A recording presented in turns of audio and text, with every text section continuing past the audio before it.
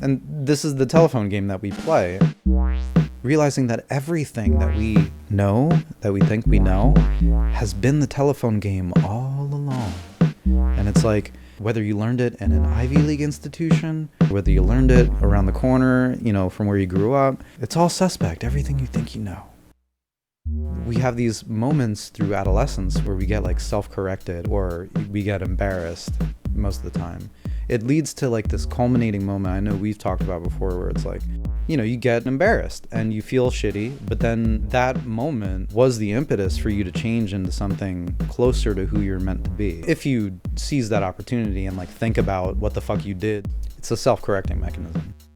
People that are in gangs, like there's a lot of people that had no other choice. If you look at the elites as running a gangster operation, I mean, a lot of libertarians tend to look at government as just, it's legal gangsterism. It's a monopoly on the use of force. Yeah, it's vulturistic on the population. The idea that townships can generate revenue through traffic violations is obscene to me. If it does generate revenue, it should be directed into a certain direction. Yeah, but even so, I think the founders did pretty good with this in the sense that in terms of something like a speed limit that's not dictated by the Constitution, and that it's like the Constitution is basically saying, fuck if I know, you guys figure that out. I'm trying to think of a good example of something like that. Well, it's purposefully ambiguous. Well, the fire department is not in the Constitution because it's like, you guys work that out. You would put it out yourself, hopefully.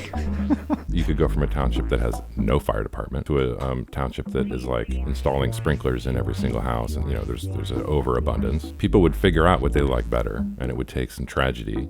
Over time, when there's these kind of tragedies, the first impulse is to make a law to prevent the tragedy.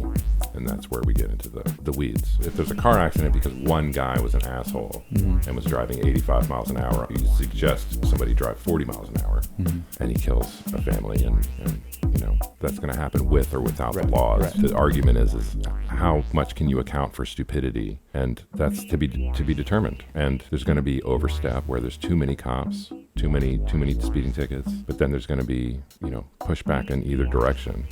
I'm more satisfied to sort of let those local things exist. I'm not going to argue against speed limits in trying to convince somebody to be a libertarian. I think everything that's worth talking about with somebody that you don't know is trying to make them recognize that making a distinction between federal and local.